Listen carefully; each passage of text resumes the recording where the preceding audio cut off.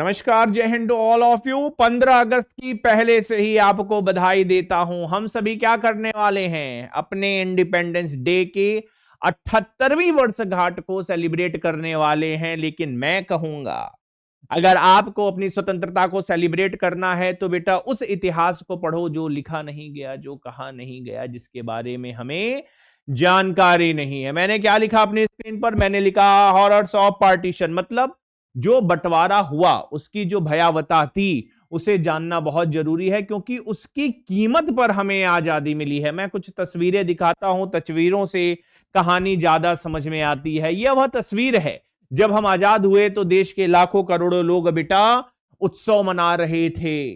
गांव में, कस्बों में, मोहल्लों में, शहरों में, हर जगह उत्सव का माहौल था। लेकिन आपको एक और तस्वीर दिखाना चाहता हूं।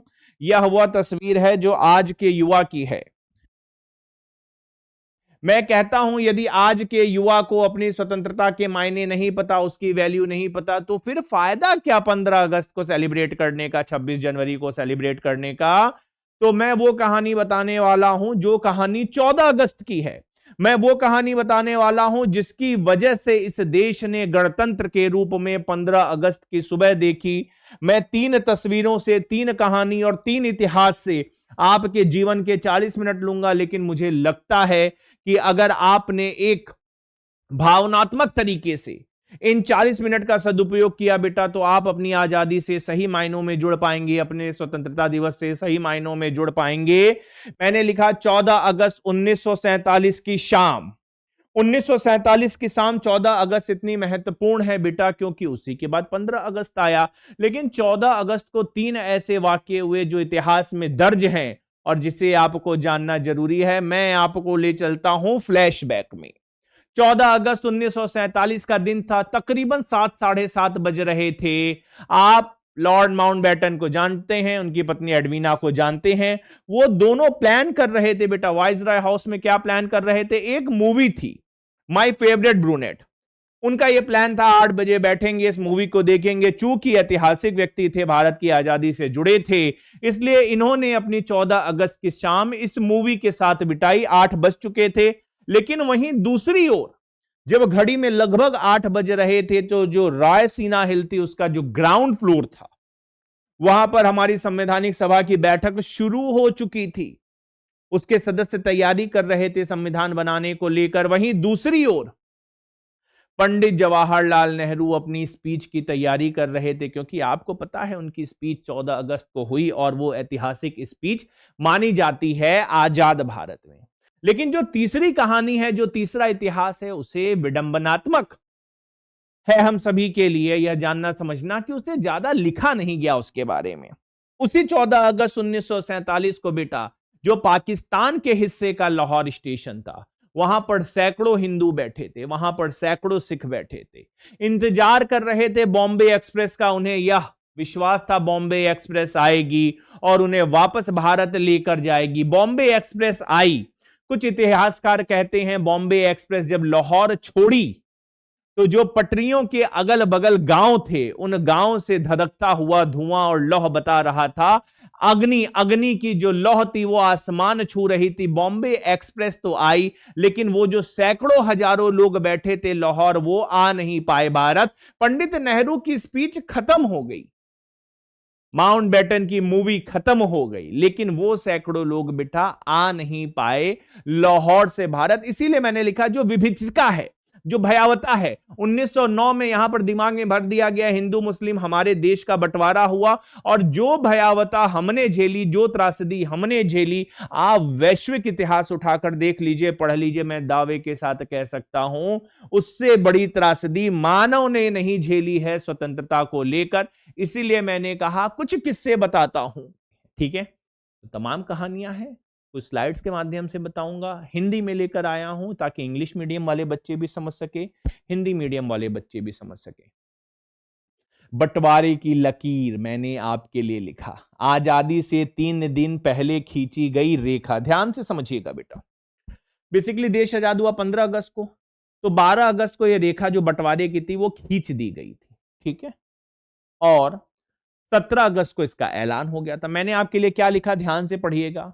23 मार्च 1940 को लाहौर के मिंटो पार्क, जिसे अब इकबाल पार्क कहा जाता है, मुस्लिम लीग ने एक आजाद मुस्लिम मुल्क का प्रस्ताव रखा। आजाद मुस्लिम मुल्क मतलब जिसे आप कहते हैं पाकिस्तान रिजोल्यूशन, क्योंकि सितंबर 1944 तक जो गांधी और जिन्ना के बीच बात हो रही थी पाकिस्तान को लेकर, वह विफल हो चुकी थी। तो 12 अगस्त को लकीर खींची गई, 3 दिन पहले 17 अगस्त को बेटा पाकिस्तान का जन्म हो गया। यही इतिहास है ना, यही आप लोगों ने मॉडर्न इंडिया वगैरह में भी पढ़ा होगा। ठीक है, तो ये जो कहानी है ये 3 दिन पहले की है।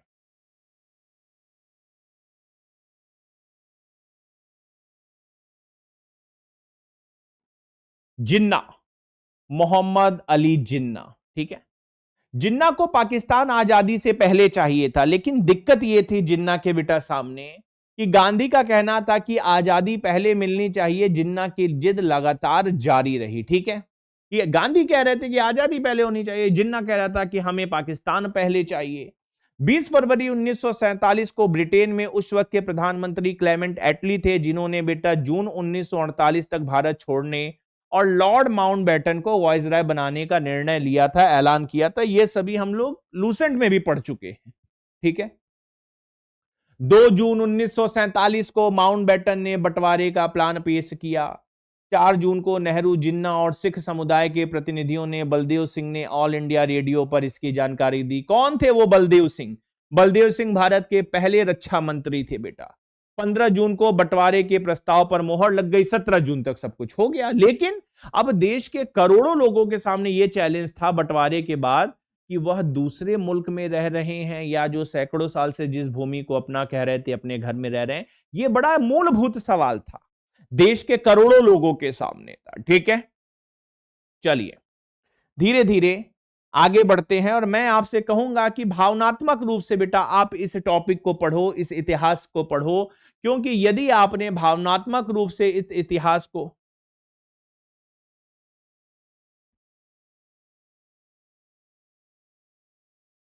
15 अगस्त को भारत से अलग होकर एक नया मुल्क बना पाकिस्तान। पाकिस्तान भी बेटा 2 हिस्सों में था, आपको पता है बांग्लादेश क्राइसिस चल रहा है। एक था पूर्वी पाकिस्तान जिसे बांग्लादेश कहा गया, एक है पश्चिमी पाकिस्तान जिसे अब पाकिस्तान कहा जाता है।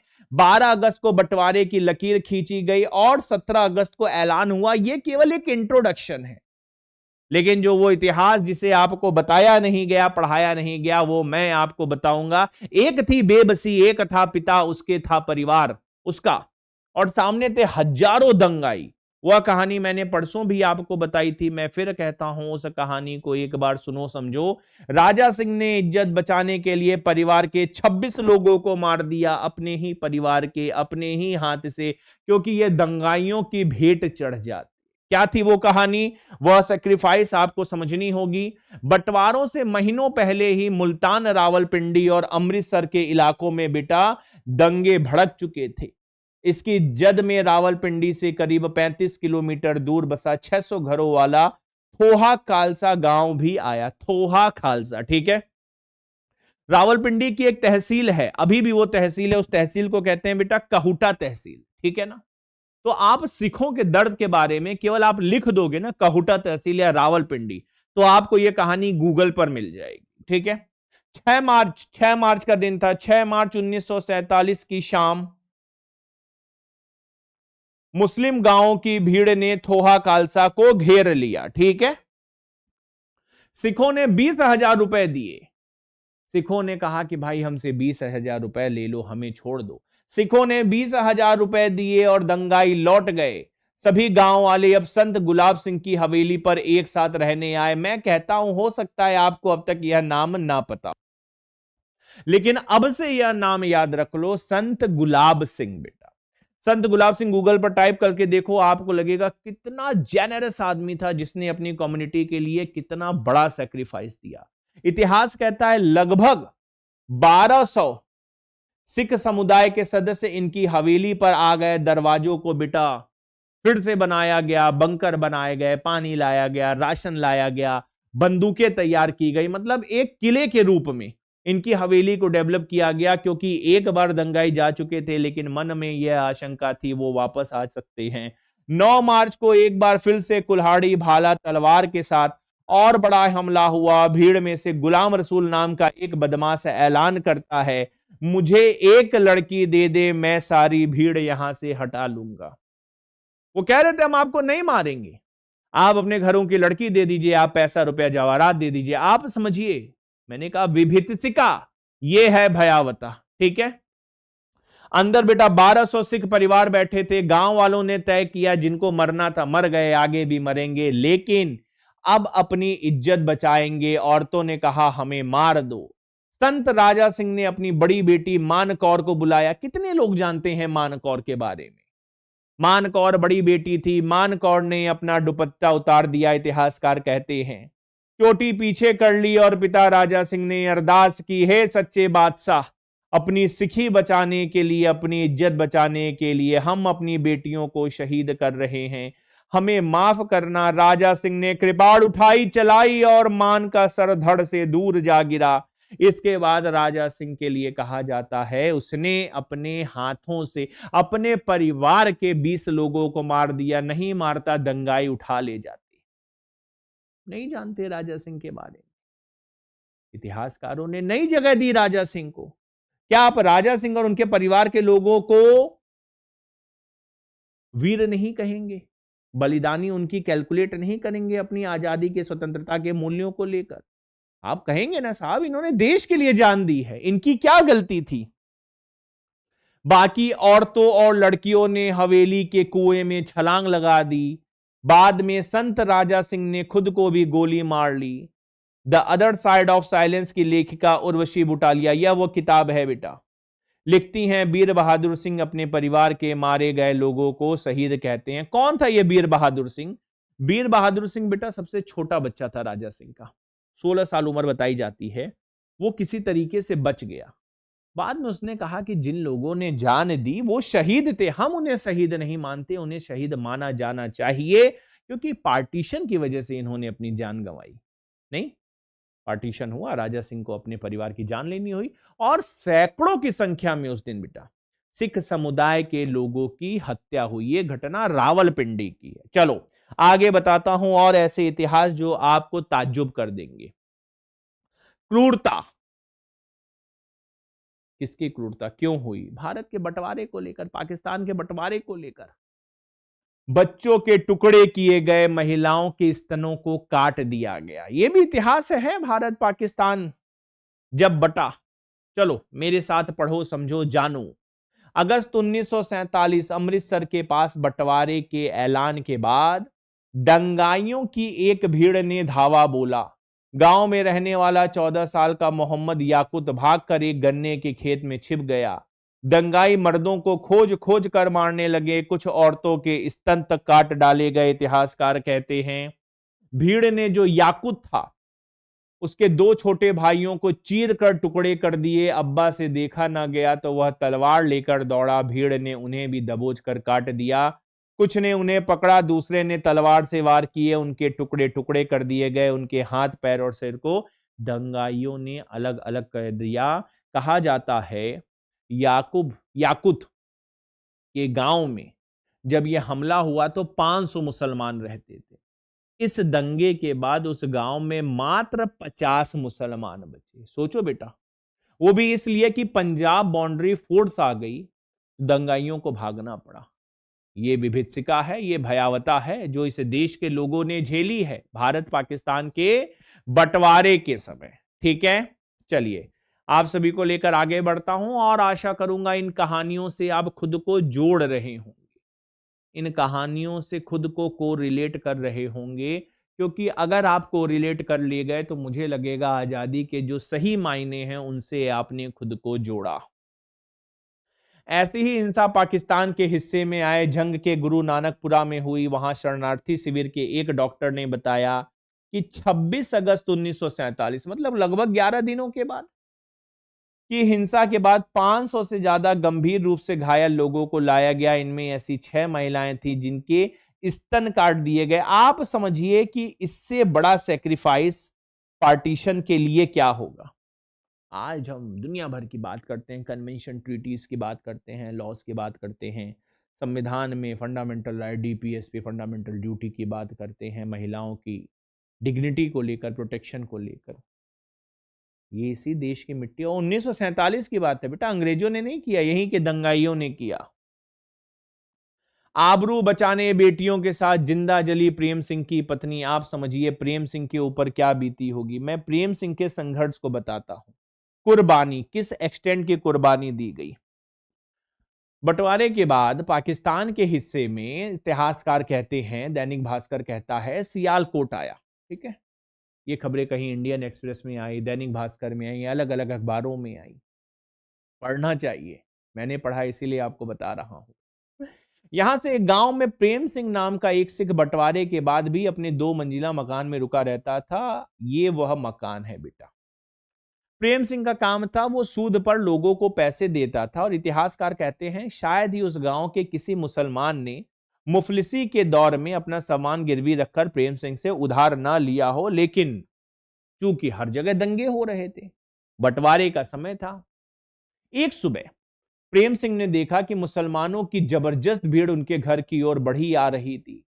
छुरे, चाकू, तलवारें चमक रही थी। उस भीड़ के एक एक मर्द को प्रेम सिंह पहचानता था। वो चिल्ला रहे थे, लाओ तिजोरी, दो तिजोरी। प्रेम सिंह ने 25 कारतूकों के साथ अपनी डबल बैरल गन उठाई। शॉर्ट गन थी बेटा। पहली मंजिल पर चढ़ गए और एक एक करके बेटा अपनी पोजीशन लिए, फायर किया। भीड़ को उन्होंने हटाना शुरू किया। लेकिन प्रेम सिंह की जो पत्नी थी, वह समझ गई थी कारतूस कितने देर तक चलेंगे, कभी न कभी तो खत्म होंगे। खत्म होने के बाद उनका क्या होगा। उन्होंने अपनी बेटियों को बुलाया, समझाया, बताया, उनके कपड़ों पर खुद पेट्रोल छिड़का, जो भी उस समय तेल रहा हो, कैरोसिन रहा होगा। अपने कपड़ों पर तेल छिड़का, जिंदा जल गई कि दंगाइयों के हाथ आने से अच्छा है खुद को कुर्बान कर लो। क्यों? प्रेम सिंह लड़ रहे थे। और प्रेम सिंह, एक समय ऐसा आया जब उन्होंने दंगाइयों को पीछे ढकेल दिया। जब प्रेम सिंह नीचे उतर कर आते हैं तो उनके सामने बेटा 4 लाशें पड़ी हैं, जल चुकी थी पूरी, उनकी पत्नी, उनकी बेटियों की। आप समझिए प्रेम सिंह की क्या गलती थी। विभीषिका ही तो थी, भयावता ही तो है कि देश का बंटवारा हुआ धर्म के नाम पे और प्रेम सिंह ने अपने पूरे परिवार को खो दिया। बाद में बेटा प्रेम सिंह की भी मृत्यु हो गई। ये वो कहानी है, आपको नहीं बताई जाएगी। ठीक है, चलिए आगे बढ़ते हैं। ये सब मैंने बता दिया आपको।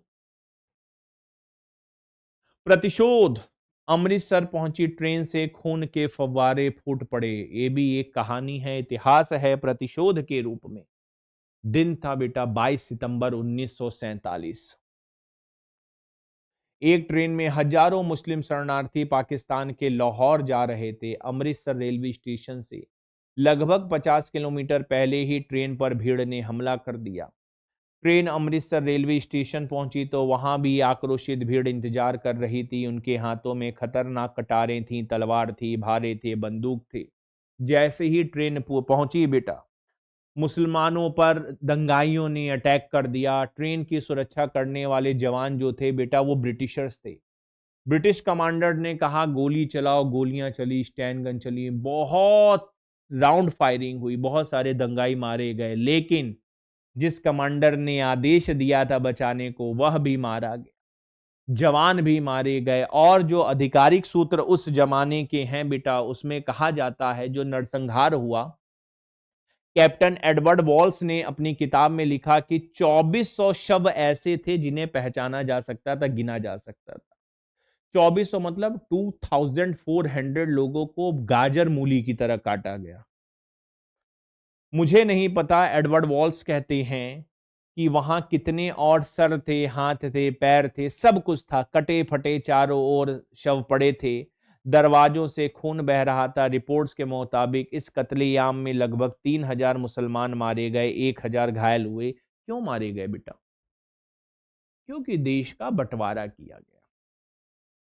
नेताजी सुभाष चंद्र बोस ने 1943 में कह दिया था कि सावधान, अंग्रेज जाने के पहले देश का बंटवारा कर सकते हैं। लेकिन होना था, देश का बंटवारा हुआ और हमें सहनी थी वो त्रासदी।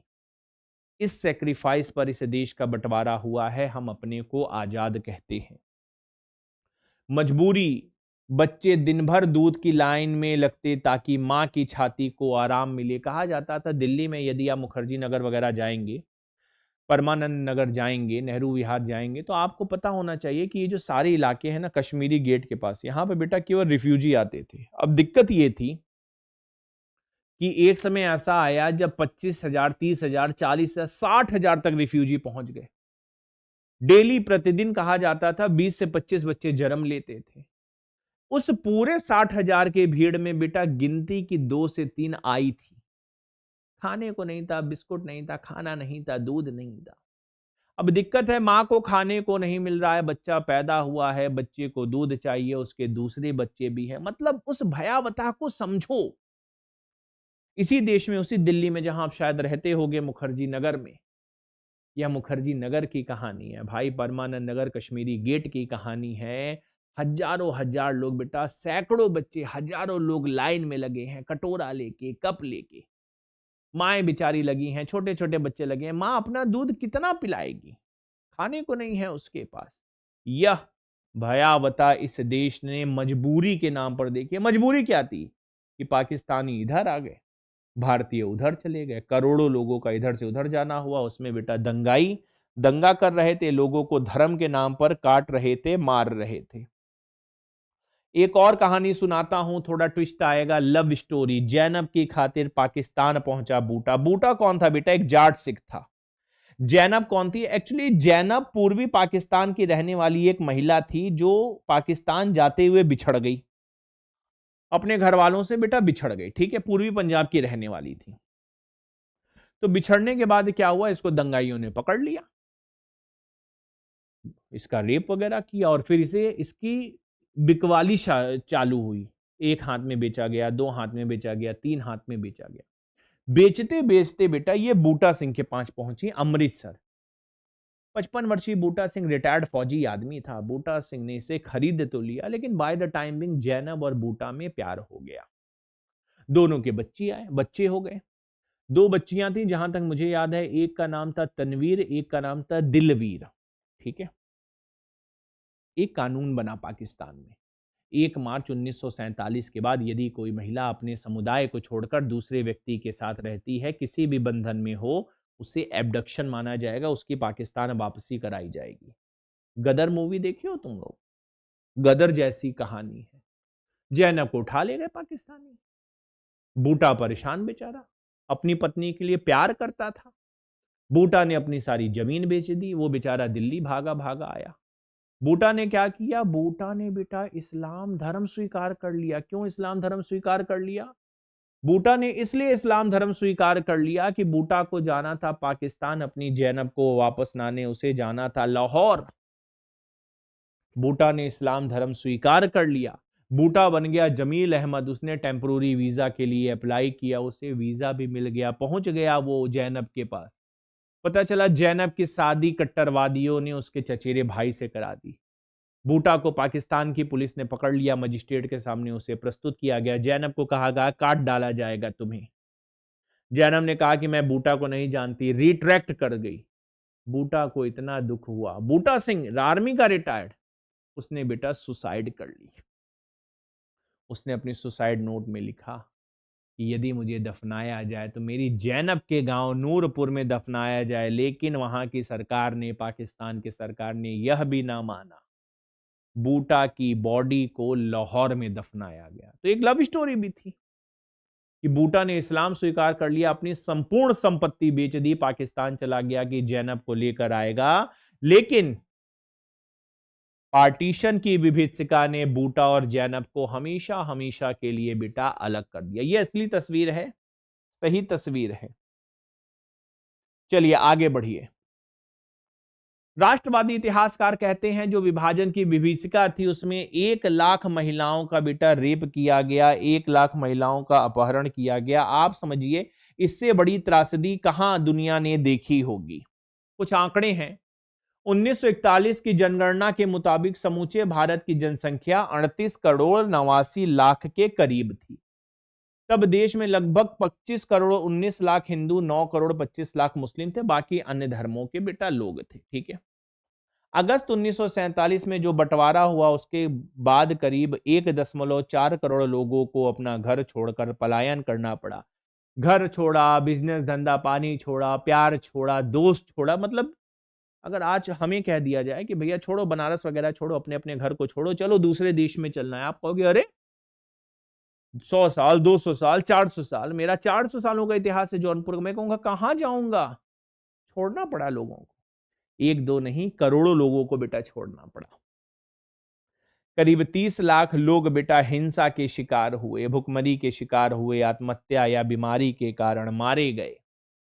27 अगस्त 1947 मतलब कितने दिन बाद, 12 दिन बाद से 6 नवंबर 1947 के बीच 673 रिफ्यूजी ट्रेनें चलाई गई। इनमें करीब 23 लाख लोगों को भारत के सीमा पार भेजा गया, जिसमें 13.62 लाख हिंदू गैर मुस्लिम थे और 9.3 लाख बेटा मुस्लिम थे। गैर मुस्लिम में बेटा सभी आ जाएंगे, सिख हिंदू सारे लोग आ जाएंगे।